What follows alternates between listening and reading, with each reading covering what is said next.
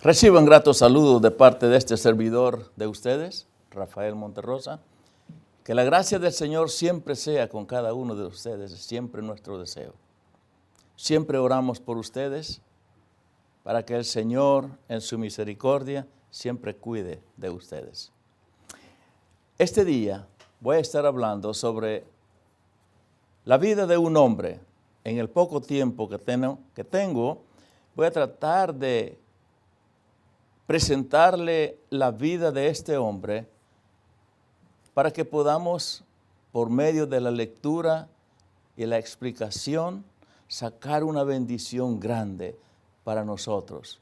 ¿De quién fue Esteban? Esteban, el hombre que se convirtió en el primer mártir en la iglesia primitiva. Pero antes vamos a escuchar una alabanza en labios de Iris Monterrosa, de tal manera. De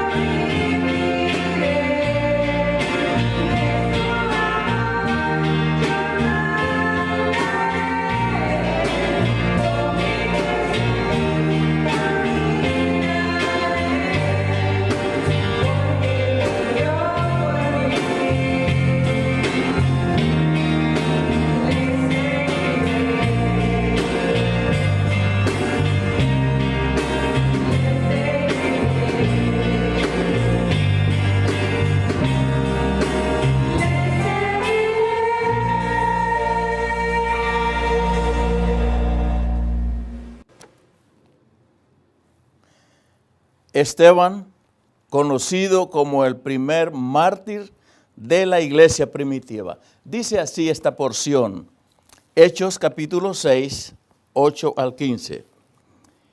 Y Esteban, lleno de gracia y de poder, hacía grandes prodigios y señales entre el pueblo. Entonces se levantaron unos de la sinagoga, llamada de los libertos, y de los de Cirene, de Alejandría, de Cilicia y de Asia, disputando con Esteban. Pero no podían resistir a la sabiduría y al espíritu con que hablaba. Entonces sobornaron a uno para que dijesen que le habían oído hablar palabras blasfemas contra Moisés y contra Dios. Y soliviantaron al pueblo, a los ancianos y a los escribas. Y arremetiendo, le arrebataron y le trajeron al concilio. Y pusieron testigos falsos que decían, este hombre no cesa de hablar palabras blasfemas contra este lugar santo y contra la ley. Pues le hemos oído decir que ese Jesús de Nazaret destruirá este lugar y cambiará las costumbres que nos dio Moisés. Entonces, todos los que estaban sentados en el concilio, al fijar los ojos en él, vieron su rostro como el rostro de un ángel. Oremos. Señor, te damos gracias por esta lectura, por su contenido. Te pedimos que nos ayudes, Señor, a que podamos meditar sobre la vida de este hombre tan reconocido en las historias bíblicas, como un siervo tuyo, entregado y seguidor. Ayúdanos, Señor, a aprender de él. Amén. Una de las cosas que identifica a una persona que haya entendido el mensaje mesiánico es dar maravillosas muestras del poder de Dios derramado en esta persona. Cuando Esteban hablaba, transmitía una enseñanza que incomodaba a los habitantes de ciertas comunidades de aquel tiempo como Cirene, Alejandría, Cilicia y Asia. Ellos discutían con Esteban, pero sentían que no podían defenderse porque Esteban hablaba con sabiduría de Dios. Al darse cuenta de la dificultad para hablar con él, acudieron a algo vil, como fue la calumnia, y sobornaron a algunos para que testificasen contra él con el delito de blasfemia contra Moisés y contra Dios. Y fue así como pudieron lograr traerlo a la fuerza al Sanedrín para ser acusado con falsos testigos, acusándolo de decir que decía declaraciones desacreditando el templo y la ley de Moisés. Y aseguraban haber oído que Jesús de Nazaret destruiría este lugar y trastocará todas las costumbres que legó Moisés.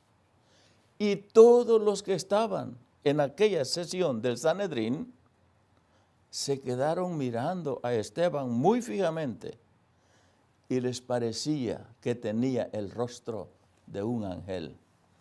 En la elección de los 7 diáconos, en principio se desató un enfrentamiento porque los judíos se consideraban siempre ser el pueblo escogido de Dios. Por esa razón, interpretaban la elección de una manera indebida, pensando que habían sido escogidos, privilegiados, especiales, únicamente, y que Dios no tenía ningún interés en los demás pueblos. Era tanta la discriminación en contra de los gentiles que algunos judíos llegaron incluso a afirmar que los gentiles fueron creados para usarlos como leña en el infierno. Otros más compasivos creían que los gentiles existían para que les sirvieran a los judíos. Jamás llegaron a comprender que Dios los había creado para que fueran elegidos, para prestar un servicio, a fin de que todos los hombres entraran en la misma relación con Dios que ellos gozaban. Este fue el principio de muchos problemas. Todavía no se trataba de admitir a los gentiles, sino de los judíos de cultura griega. Ni uno de los 7 primeros diáconos tenía nombre hebreo. Y uno de ellos era Nicolás, era un gentil que se había convertido al judaísmo. Esteban tenía una visión de un mundo para Cristo. Para los judíos había 2 cosas sagradas. Primero, el templo en que se ofrecía a Dios los únicos sacrificios y el único culto que le era aceptado. Y segundo, la ley que no cambiaría jamás. Lo que Esteban decía era que el templo sería desfasado y que la ley no era más que una etapa anterior al evangelio y que el cristianismo se extendería por todo el mundo. Aunque la vida de Esteban fue corta, su mensaje fue tan real que ahora podemos comprobar que lo que él enseñaba era tan cierto que nosotros mismos nos hemos convertido en ser parte de la continuación del deseo de Esteban, de que el evangelio llegue a todo el mundo. Es triste saber que aunque hayan pasado muchísimos años, todavía hay personas que no entienden que el evangelio de Cristo es para todo aquel que cree en Cristo. No hay iglesia única aquí en la tierra que pueda proclamarse que es la única especial creada por Dios, que aquella que es formada por los que vengan a Cristo, arrepentidos de sus pecados, cambiados por el poder del Espíritu de Dios, obrando en ellos. Esa sí es la única iglesia de Cristo. Esteban era un laico, una persona que no había sido ordenada por el clero. Era alguien que había entendido y aceptado el mensaje de Jesús y estaba muy convencido de que era la verdad. Y se había dado a la tarea de predicarlo de una forma personal, creyendo así que todo aquel que lo oyera pudiera convertirse en un servidor de Dios. Su nombre significa corona. Esteban era un hombre lleno de fe y de poder. La palabra fe es gracia en los manuscritos griegos. En el versículo 8 lo describe como un hombre lleno de gracia y de poder.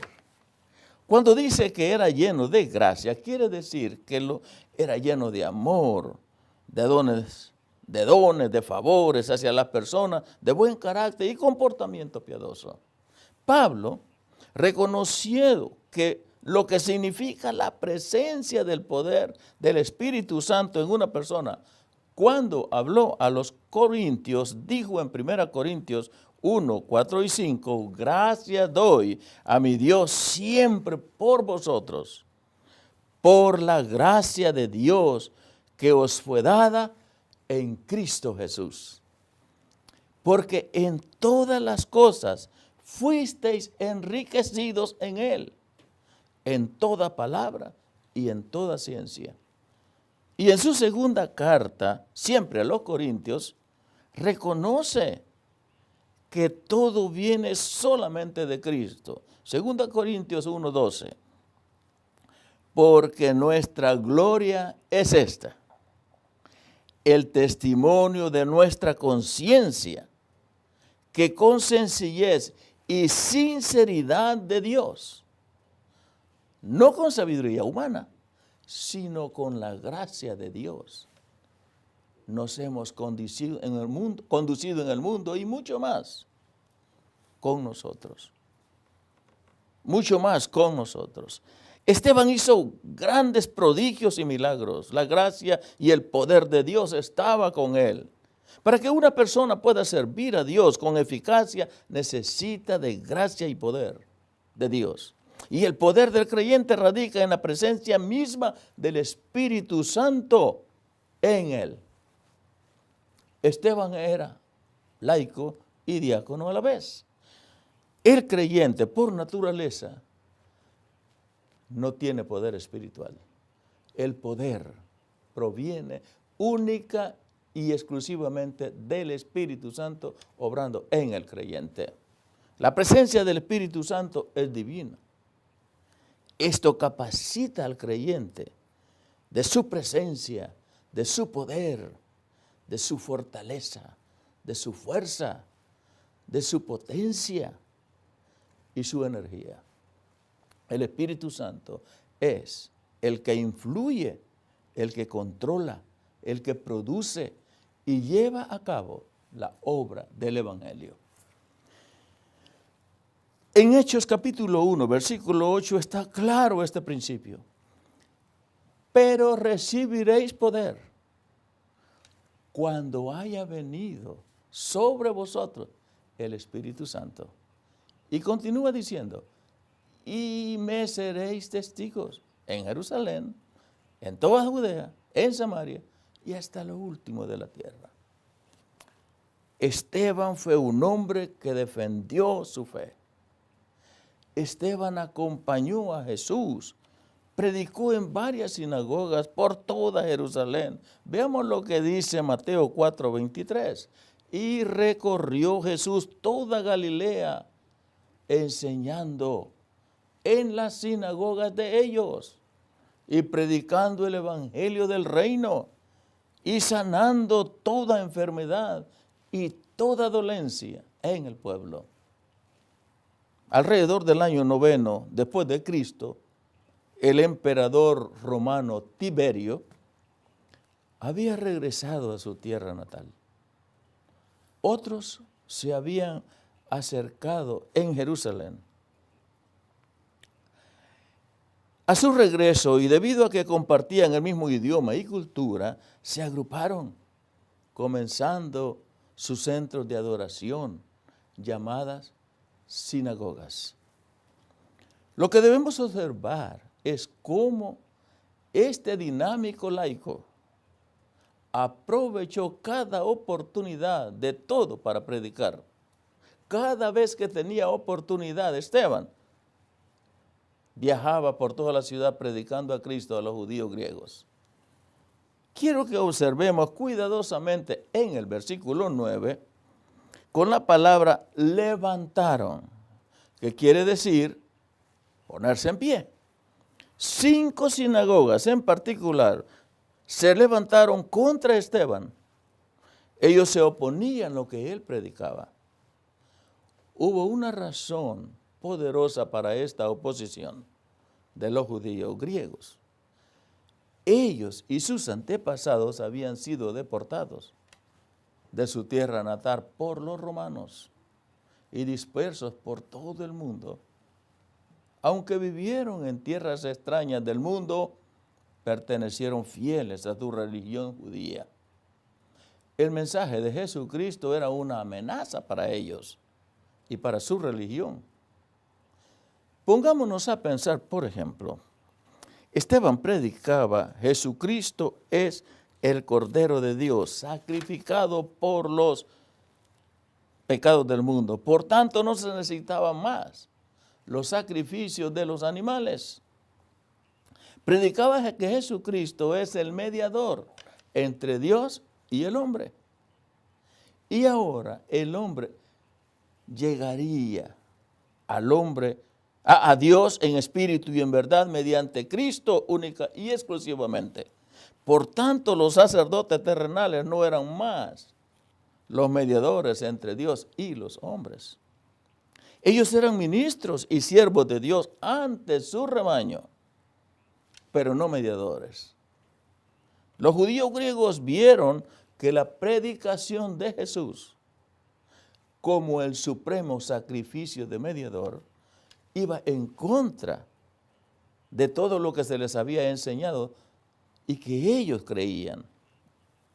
Ellos no vieron a Jesús como el cumplimiento de la ley, ni como el libertador del hombre, sino como el destructor de la ley y de todo lo que era precioso para ellos. Recordemos el caso claro del hombre de la mano paralizada, Mateo 12:10.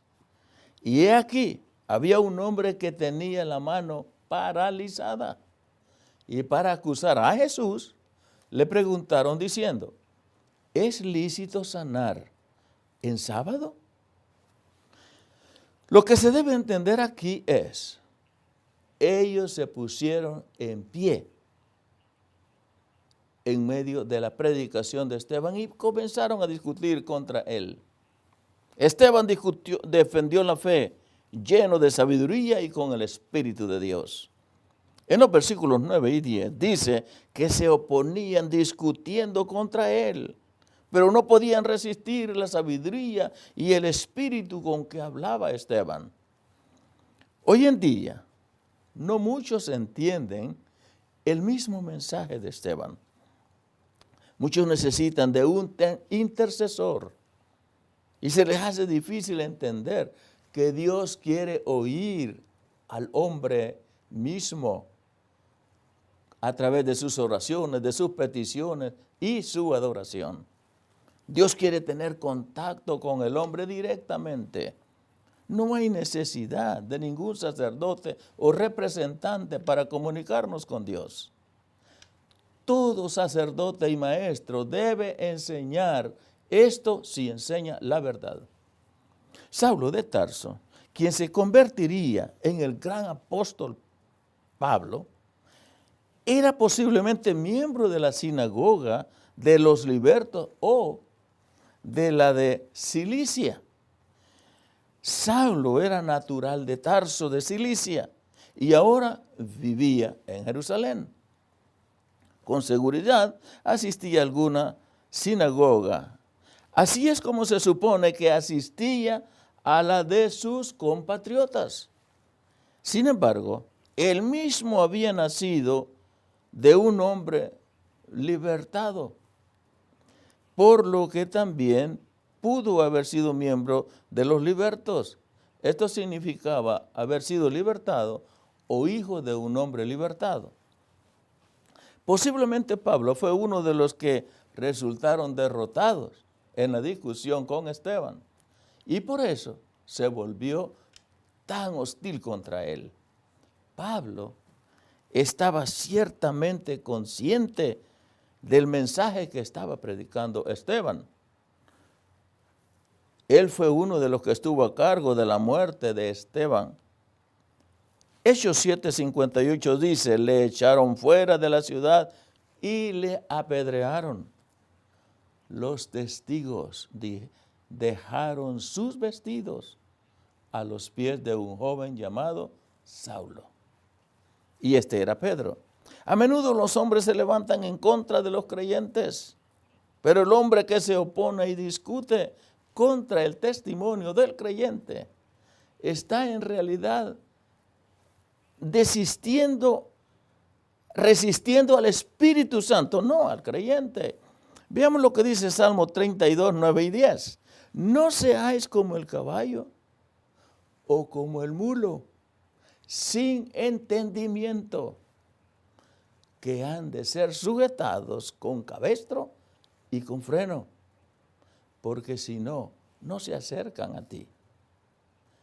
Muchos dolores habrá para el impío, mas al que espera en Jehová le rodea la misericordia.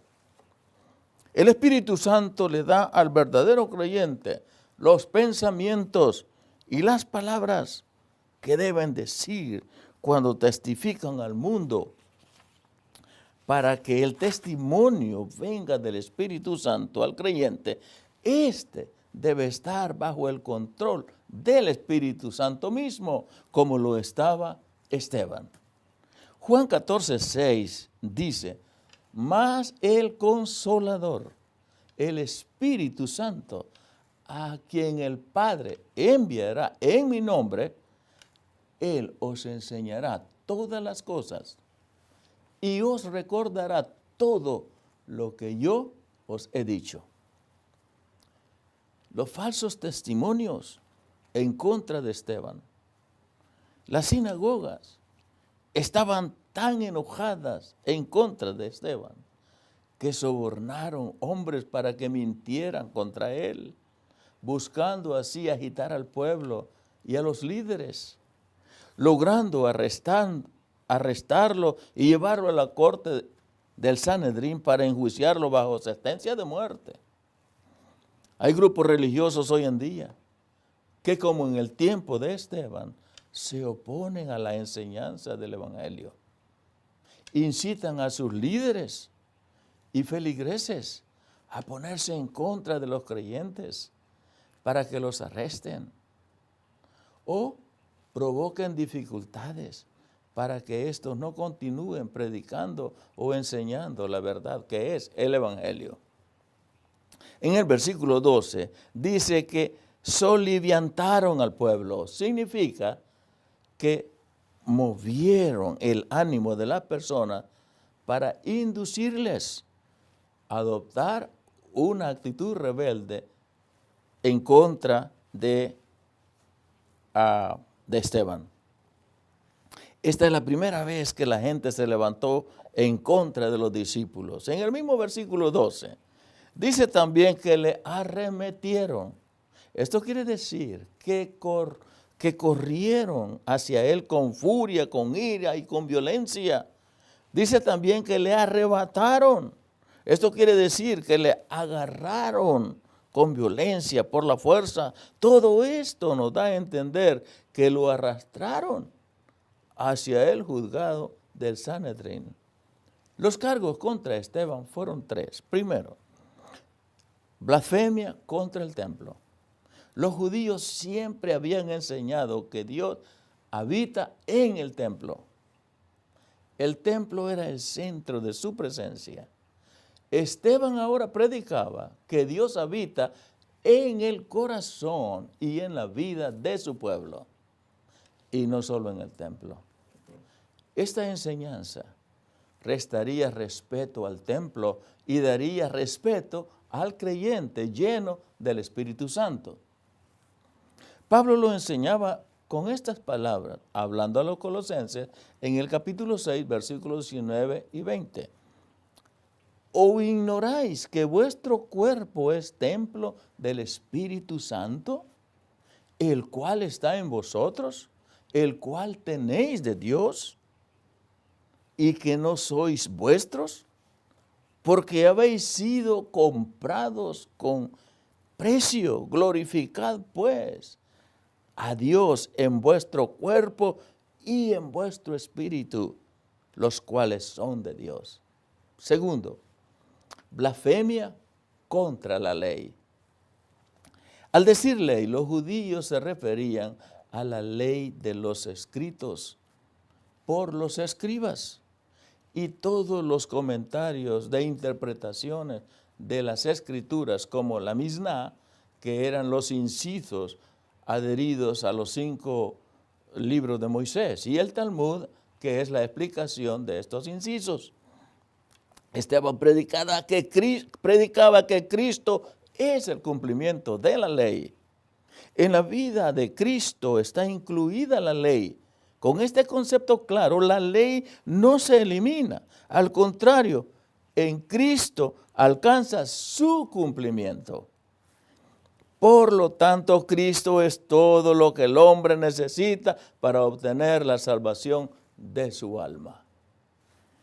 El estándar del hombre, por lo tanto, ya no es solo un conjunto de prohibiciones y mandamientos y tan solo escritos y palabras.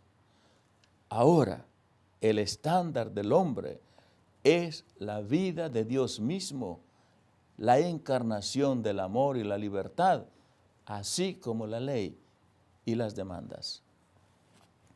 Pablo habla a los romanos al respecto en el capítulo 3, versículos 21 y 22.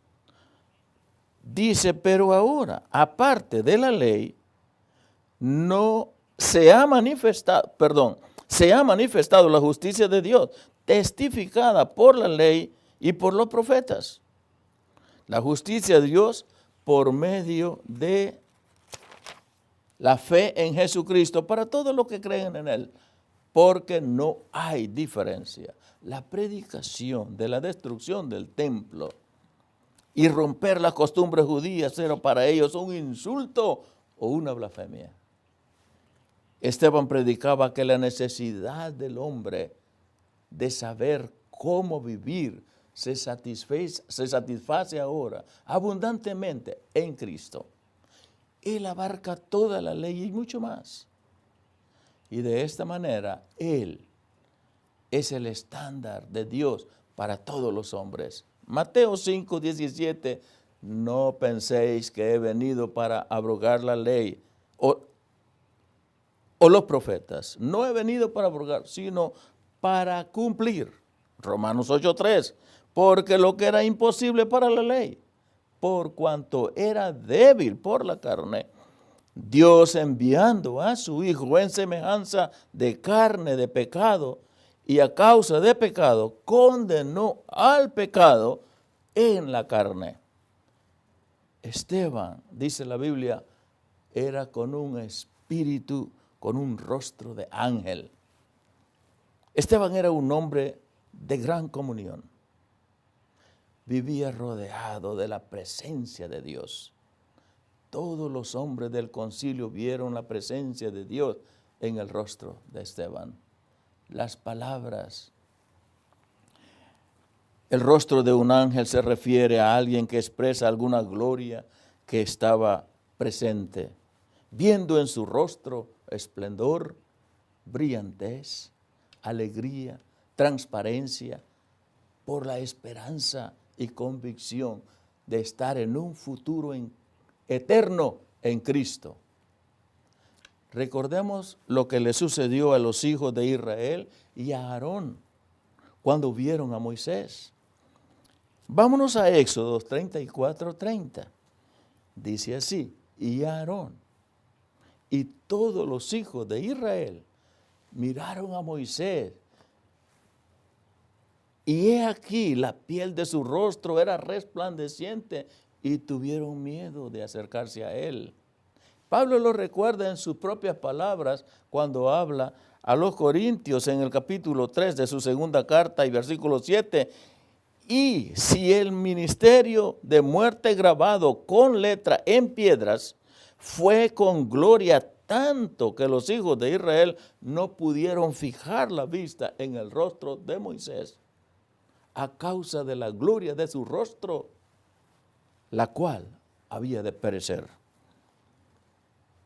El mensaje que podemos aprender de la vida de este gran hombre, Esteban, es un gran mensaje para poder meditar lo que significa entender claramente el mensaje de nuestro Señor Jesucristo. El mensaje de nuestro Señor Jesucristo no se refiere a ninguna religión ni a ninguna creencia humana, ni a alguna enseñanza humana. Se refiere a la esperanza que el hombre debe tener de una vida eterna segura en Cristo.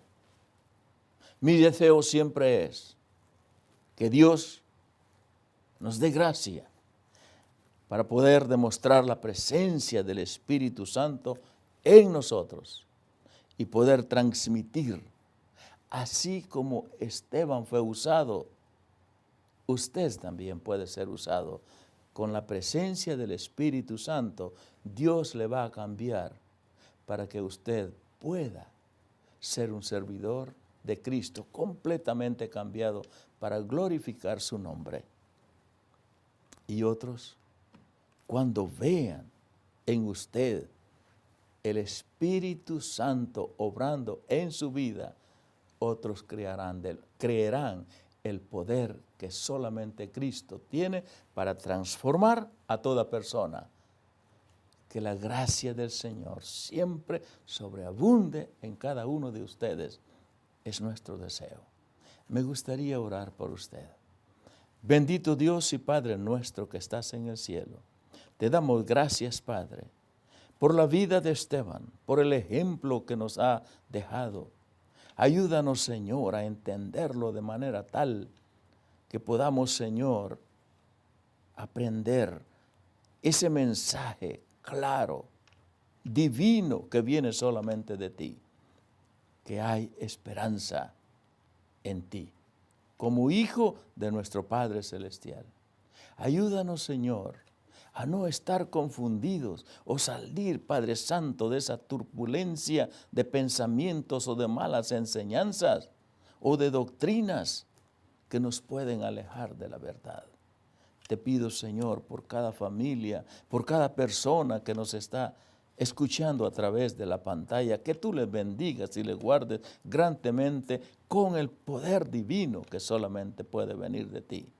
Gracias te damos por esta oportunidad para poder comunicar tu palabra.